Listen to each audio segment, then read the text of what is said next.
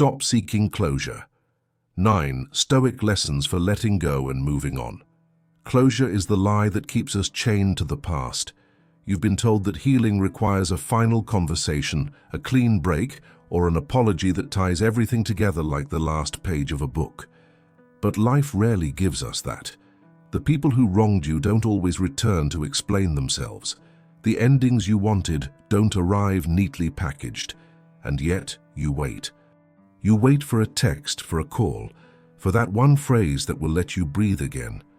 While you wait, time slips away, and the future you deserve stands still. The Stoics knew something modern psychology often complicates. Closure is not a gift from others, it's an act of self-command. Marcus Aurelius, Seneca, and Epictetus never spoke of closure as we understand it today. They spoke of control, of perception, of freedom from external chains. They believed that demanding life to end in neat chapters is nothing more than an illusion of certainty. And illusions, when clung to, create suffering. Think about it. How much of your life has been delayed by unfinished stories? How many nights have been wasted replaying a scene that never resolves, rehearsing words that never arrive? You imagine the conversation, the apology, the explanation, but none of it comes. Each day you wait for closure is a day stolen from your present. You hand over your peace to someone else's silence. But what if you stopped waiting?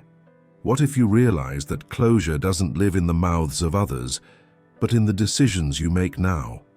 What if you understood, as Epictetus did, that while you can't control what people do, you can always control how you respond? That shift in perspective is the key that breaks the chain. This video is not about sentimental advice or hollow comfort. It is about discipline of the mind, courage of the heart, and clarity of perspective. Here you'll discover 9 Stoic lessons that will teach you how to let go without waiting for explanations, how to move forward without the permission of those who held you back, and how to reclaim the strength you may have forgotten you had. These lessons are not theory, they are tools.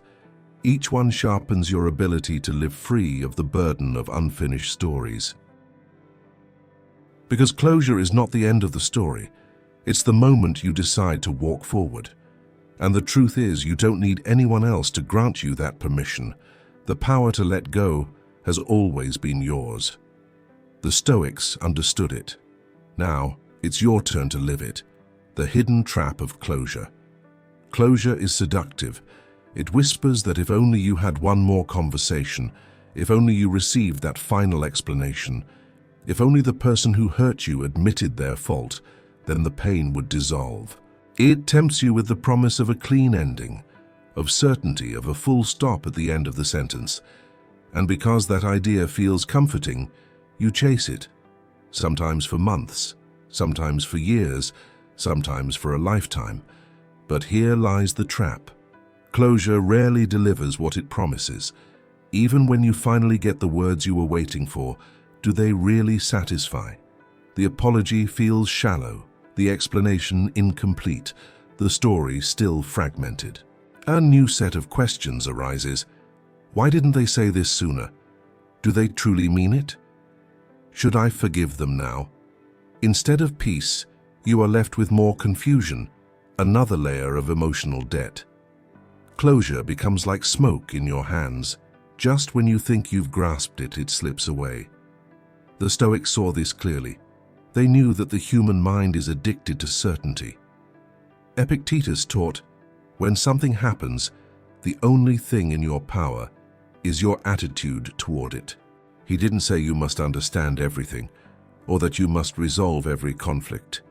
He said your freedom lies only in your response. But modern culture tells us the opposite. Therapists, films, and self-help books repeat the same mantra. You need closure. You need answers. You need completion. It sounds compassionate, but in practice, it makes us prisoners. Instead of training the mind to endure uncertainty, we feed its craving for control, and in doing so, we extend our own suffering. Imagine a partner who walks away without explanation. Days turn to weeks, weeks to months, and still you search for reasons. You invent stories, replay moments, dissect words. Each attempt to find closure only tightens the chain to that memory. Or picture a betrayal, a friend who lied, a colleague who betrayed your trust. You long for an explanation, a moment of honesty. Yet, even if it comes, will it undo the act? Or will it simply pour salt on the wound? The reality is that closure doesn't heal. It delays healing by convincing you that peace lies outside your control. Marcus Aurelius knew better. He wrote, "You have power over your mind, not outside events. Realize this and you will find strength." The hidden trap of closure is that it redirects your power outward. It tricks you into believing that your peace depends on someone else's voice, someone else's decision, someone else's timing. But the truth is the opposite. The moment you stop waiting for others, the moment you reclaim the authority over your own interpretation, you are free. This doesn't mean denial. It doesn't mean pretending events didn't wound you. The Stoics were not blind to pain. They acknowledged it fully, but they refused to let pain dictate the terms of their freedom. To them, waiting for closure is like standing in the rain, hoping someone else will hand you an umbrella when you've had the ability to step under shelter all along. You cannot force others to give you what they never intended to. You cannot demand a final chapter from someone who stopped writing in your book long ago. The craving for closure is really a fear of ambiguity. We hate unfinished business, loose threads, unanswered questions. But life itself is unfinished business. Death comes before every answer is revealed, and time moves forward without asking permission. The Stoics embraced this truth. They saw that by demanding completion, we resist the very flow of nature. Epictetus would say that freedom begins the moment you accept events as they are, not as you wish them to be. And so the path is clear. If you can endure uncertainty, if you can allow silence to remain silent, if you can see incompleteness not as failure but as reality, then the trap loses its power. Closure is not the prize you think it is the cage. And once you see it as such, you no longer waste your life waiting for someone else to unlock it. You realize the key has always been in your own pocket. Lesson 1. Accept the incomplete. Not every story deserves an ending, and not every wound will close the way you want it to. This is a bitter truth, but it is also the first taste of freedom. The modern world conditions us to chase resolution as if it were the only way to heal. Finish the conversation, hear the explanation, receive the apology. But the Stoics knew that life itself is incomplete, fragmented, unfinished by design. Demanding closure from people or events is like demanding the sea to stand still. It will never obey you. Marcus Aurelius wrote, "Do not disturb yourself by imagining the whole picture." In other words, stop demanding the full story before you allow yourself to move on. You don't need every answer. You don't need the final chapter written by someone else's hand. What you need is the strength to carry an incomplete story without letting it weigh down your spirit. That is real mastery. Enduring what is unfinished without letting it destroy your peace. Think of the relationships that ended without explanation. The friend who suddenly went silent. The partner who left without words. The job that ended without recognition. Each one leaves behind a question mark. Your instinct is to solve it, to demand the missing piece. But what if the missing piece isn't missing at all? What if the absence is the answer? Accepting the incomplete is not weakness. It is an act of defiance against the illusion that life must be neatly packaged. Here is a practice. Write down the story you feel unresolved about. At the end of the page, leave a blank space. Do not fill it. That empty space is your ritual of acceptance. It symbolizes what life so often gives us, an unfinished line. Instead of fearing it, embrace it. Let the blank space remind you that some things remain unanswered and that is part of the order of the universe. Seneca warned that much of our suffering comes from insisting reality be something other than what it is. By demanding completion, you are at war with reality. But when you accept the incomplete, you make peace with it. You no longer depend on what was never promised to you. You no longer hand your strength to the silence of others. This lesson is not about resignation, it is about clarity. To accept the incomplete is to reclaim your energy from the endless search for why. It is to recognize that closure is not the conclusion of every story, but the decision to stop rereading the same page. When you accept what will never be explained, you create space to live fully in the present. And in that space, peace begins to grow. Lesson 2. Detach from the need for apologies. One of the most deceptive forms of closure is the apology. You tell yourself that if only they said, "I'm sorry," you could finally move on. But the truth is, apologies often disappoint. They don't heal the way you expect them to. Sometimes they're half-hearted, sometimes they're late, sometimes they never come at all. And if your peace depends on hearing those words, then your freedom is chained to someone else's tongue. The Stoics would never accept that kind of dependence. Seneca wrote, "He who suffers before it is necessary suffers more than is necessary." Waiting for an apology is exactly that, suffering twice. First from the wound itself, and then from the endless delay of someone else's recognition. You carry both the original pain and the weight of unmet expectation. This is how we imprison ourselves while the other person walks free. Ask yourself, why do we crave apologies so desperately? Often it's not about justice, it's about validation.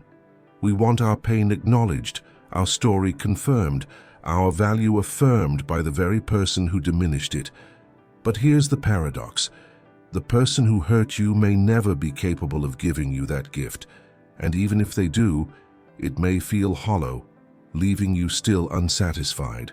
By clinging to the need for apologies, you hand your healing to the very person who once fractured it. The Stoic path is different. Forgiveness in this philosophy is not reconciliation, it is self-liberation. You do not forgive because they deserve it. You forgive because you deserve peace. To forgive is to cut the cord that binds you to their actions. It is to declare, "You no longer dictate the terms of my freedom." Whether they speak or remain silent, you move forward. Here is a practice. Imagine the apology you want to hear. Write it down in detail. Then, when you finish, tear the page into pieces. In that moment, recognize that what you sought was never in their hands. It was in yours. You created the words, you acknowledged the truth, you validated your own pain. That act alone proves that you never needed them to set you free. Epictetus taught that external things cannot enslave us, only our attachment to them can. Waiting for apologies is attachment at its most dangerous. Detach and you are untouchable. Detach and you rise above the need for their recognition. When you no longer demand those two words, you reclaim the strength that was always yours. This is not coldness, this is clarity, and clarity is what turns wounds into wisdom. Lesson 3. Redirect energy toward the present. Closure thrives on the past. It feeds on replaying scenes, on searching for missing details, on imagining what could have been said or done differently. Every time you dive back into those moments, you strengthen the chain that holds you to them. The cost is heavy. The more you chase the past, the less you live in the present. And the present is the only place where healing, freedom, and power truly exist. Marcus Aurelius warned against this distraction when he wrote, "Confine yourself to the present." He understood that the mind's constant wandering into regrets and anxieties robs us of the only time we ever actually possess. By searching for closure in yesterday, you miss the opportunities of today. By demanding certainty about the past, you surrender your ability to act now. Think of how much energy is lost in rumination. You replay conversations, analyze gestures, dissect words. You create entire scenarios in your mind, imagining the explanation or the justice that never came. This is energy that could have built new habits, deepened relationships, strengthened your body, or expanded your mind. Instead, it is poured into the void of what if. The Stoic solution is radical presence. To live only in the moment that is before you, not in the story that is already gone. This doesn't mean erasing memory or ignoring pain. It means refusing to let memory dictate the quality of your current life. The event happened. The wound exists. But the suffering you add each day by reliving it is a choice, and choices can be unmade. Here is a practice. Choose one daily ritual to anchor yourself in the present. It could be as simple as breathing deeply for 3 minutes, journaling one page without judgment, or taking a walk where you deliberately notice the details around you, the sky, the ground beneath your feet, the rhythm of your steps. These small acts reclaim the mind from the spiral of the past and root it in what is real, tangible, alive. Epictetus said, "We suffer not from the events of our lives, but from our judgments about them." When you redirect your energy toward the present, you strip judgment of its power. You stop feeding the illusion that closure is behind you, and you discover that strength is always within your reach, here and now. The present moment is the arena where resilience is forged. Redirect your energy here, and closure becomes irrelevant. Because you no longer need the past to release you, you've already walked into freedom. Lesson 4. Let silence be the answer. There is a wound deeper than betrayal, and it is silence. The unanswered message, the absence of explanation, the door that closes and never opens again. At first, this silence feels unbearable because you read it as unfinished business. You tell yourself that if they cared, they would explain. If they respected you, they would speak. If they valued you, they would at least acknowledge what was left behind. But silence is not the absence of an answer, it is the answer itself. The Stoics understood that the world often speaks without words. Epictetus reminded his students, "If you wish to improve, be content to be thought foolish and stupid." What he meant was that your worth cannot depend on the opinions or acknowledgements of others. Their silence does not diminish your value. It only reveals who they are. If you chase explanations from those who choose silence, you enslave yourself to their refusal. If you accept their silence as the final word, you free yourself to move forward. This is a hard truth. Human beings crave communication. We want confirmation, recognition, validation, but the Stoics practiced indifference to what lay outside their control, and someone else's silence has always been beyond your control. By demanding that void be filled, you fight reality. By accepting it, you master reality. Think of the dignity that comes with silence of your own, not the silence of avoidance, but the silence of strength. When you stop explaining yourself to those who have already chosen not to listen, when you stop begging for clarity from those who withhold it, you reclaim your voice. Your silence becomes a statement stronger than words. I no longer require your acknowledgement to define my worth. Here is a practice. When silence arrives where you expected words, respond with stillness. Resist the urge to fill the gap with endless attempts for answers. Instead, take that silence as a signpost, a closing chapter. Write it down. This silence is the answer. Each time you revisit the memory, repeat that phrase. Over time, the silence that once felt like rejection becomes a teacher of strength. Seneca taught that he suffers more who suffers in advance. Silence teaches you to stop anticipating, to stop waiting for words that may never come. Once you accept that silence itself is the closure, the torment ends. You are no longer waiting, you are free. When you embrace silence as the final response, you turn absence into clarity. And in that clarity, You discover a freedom that no apology, no explanation, no conversation could ever grant. Lesson 5. Reframe the ending. We often think of endings as something that happens to us, as though life closes doors without our consent and leaves us stranded. But the Stoics saw it differently. They understood that endings are never absolute. They are shifts, transformations, transitions. What feels like loss can also be birth. What seems like abandonment can become liberation. The way you frame the ending determines whether you live chained to the past or freed by it.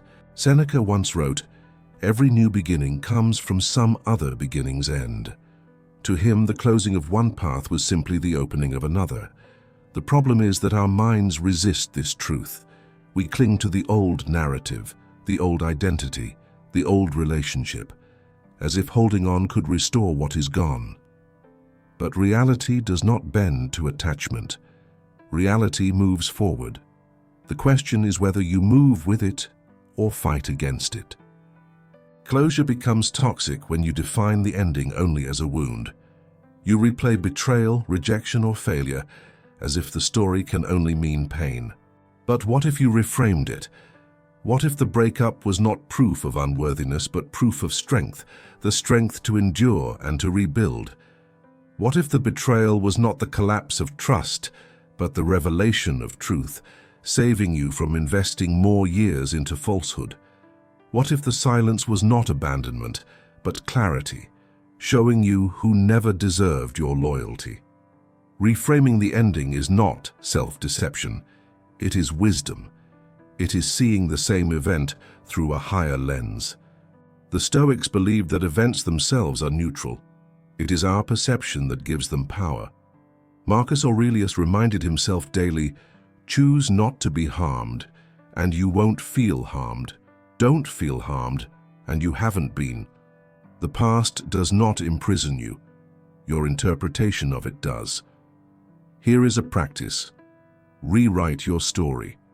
Take the very moment that left you wounded and write it again, not as tragedy, but as turning point. Instead of "they left me," write "life redirected me." Instead of "I was betrayed," write "I was shown the truth." Keep rewriting until the ending no longer feels like a weight, but like a doorway. This is not denial. It is reclaiming authorship over your own narrative. The truth is, no one controls the meaning of your story but you. The event has already happened. Nothing will erase it. But its significance is not fixed. It bends to the frame you choose. If you frame it as loss, you remain a prisoner. If you frame it as transformation, you step into freedom. To reframe the ending is to see that closure is not an external event, but an internal perspective. You don't wait for the story to end. You decide what the story means. And in that decision lies your liberation. Lesson 6. Anchor yourself in inner stability. When people talk about closure, what they're really searching for is stability. A sense that the ground beneath them won't shake anymore. They believe it will come from someone else's words or from circumstances finally aligning. But the Stoics knew stability cannot be built on what you don't control. True stability is not given by others, it is anchored within yourself. Epictetus was relentless on this point. No man is free who is not master of himself. Freedom and stability go hand in hand. If your peace depends on apologies, explanations, or resolutions that may never come, then you remain enslaved. But when you anchor yourself inward, when you root your identity in principles instead of circumstances, you become unshakable. The storms outside may rage, but your foundation holds firm.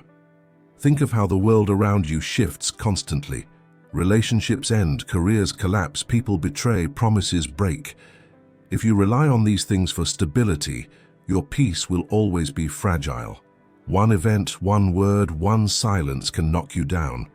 But the Stoic anchor is different. It is built on reason, virtue, and the discipline of the mind. It is the recognition that while the external world is unstable, your inner world can remain steady if you choose it to be. Anchoring yourself is not passive. It requires deliberate practice, a daily ritual that reminds you where your true strength lies.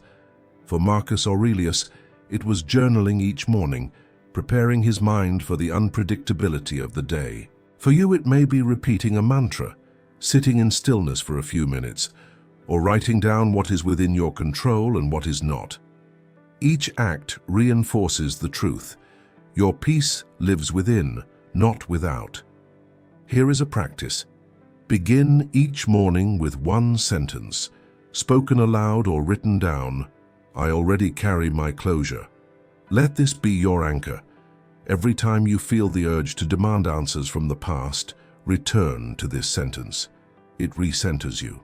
It pulls you back to the truth that nothing outside of you can dictate your healing. Stability is not about what happens around you.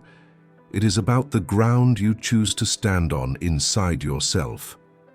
When you build that foundation, you no longer crumble when others withhold words, when life withholds explanations, when the world withholds justice.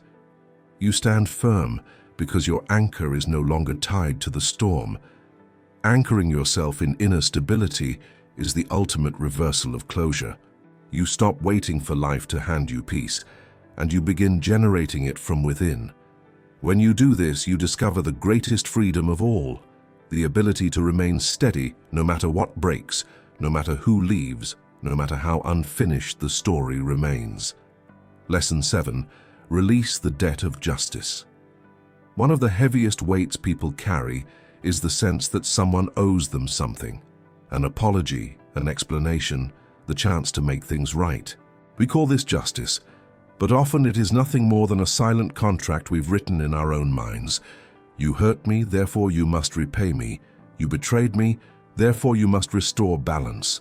Until that debt is paid, I cannot be free. This belief chains you to the very person or event you long to escape. The Stoics saw the danger in this mindset. Marcus Aurelius wrote, "The best revenge is not to be like your enemy." In other words, the pursuit of fairness through retaliation or endless waiting is poison. You think you are seeking justice, but in truth you are binding yourself to bitterness. Every day spent waiting for repayment is another day stolen from your peace. And what if the debt is never paid? Then you have condemned yourself to a life sentence of resentment. Justice, for the Stoics, was a virtue, a principle of living rightly, not a guarantee of outcomes. To them, the universe does not owe you symmetry, nor do people. The world is chaotic, indifferent, unpredictable. If you rely on external fairness to free your heart, you will be disappointed again and again. But if you choose to live justly yourself, regardless of how others act, you step into a higher freedom. Think about how often people carry silent ledgers of wrongs. He owes me honesty. She owes me loyalty. They owe me respect. Each entry in that mental book weighs you down. The pages grow heavy, and so does your spirit. The Stoic way is to close that book entirely. Not because the wrong never happened, but because you refuse to live chained to its memory. You stop collecting debts that may never be repaid. You choose to walk light. Here is a practice. When you feel the weight of injustice pressing on you, write down the debt you believe is owed. Name it clearly. They owe me truth. They owe me care. They owe me recognition. Then, in the same moment, strike through the words. Release the debt. Tell yourself, they do not owe me. I owe myself freedom. That act may sting at first, but over time, it transforms resentment into clarity. Epictetus warned that the more we anchor happiness in what others do, the more we give away our power. Justice in the Stoic sense is about who you are, not what others give you. When you release the debt of justice, you are not excusing the wrong. You are refusing to let it own you any longer. The world will always be unfair. People will always fail to meet your expectations. But you do not have to carry that weight forever. To release the debt of justice is to cut the final chain between you and the past. It is to say, I choose peace over balance, I choose freedom over fairness, I choose to walk on. Lesson 8. Recognize the impermanence of all things. At the heart of our craving for closure lies a deeper illusion, the belief that things are meant to last. We imagine friendships will endure forever, that love will be unbreakable, that stability will hold. When those things shatter, we demand closure, as if it could stitch permanence back into what was always temporary. But the Stoics knew a truth most of us resist. Everything ends. Everything changes. Nothing is guaranteed to remain. Epictetus taught, don't demand that things happen as you wish, but wish them as they happen. His words strip life down to its essence. Impermanence is not a failure of life. It is life. The pain comes not from endings themselves, but from our refusal to accept them. We cling to permanence in a world where nothing stands still. By expecting things to last, we set ourselves up for endless disappointment. Think of a flower. Its beauty is undeniable, but only because it is fleeting. If it bloomed forever, you would stop noticing. Its impermanence is what gives it meaning. The same is true of relationships, moments, and seasons of life. When you demand they last, you rob them of their beauty. When you accept their impermanence, you learn to cherish them without clinging. Closure pretends that endings can be sealed like containers, that if we just close the lid tightly enough, nothing will leak. But impermanence laughs at this illusion. No ending is perfect, no goodbye complete, no chapter fully wrapped. Life flows forward, spilling past the boundaries we try to build. The Stoic does not fight this. The Stoic flows with it. Here is a practice. Meditate on impermanence daily. Not morbidly, but honestly. Remind yourself, people will leave, possessions will fade, even your own body will betray you with age. Instead of fearing this, let it sharpen your gratitude. Let it teach you to hold lightly what you love, to savor without grasping. Marcus Aurelius reflected often on death and decay, not to darken his spirit, but to make every moment more alive.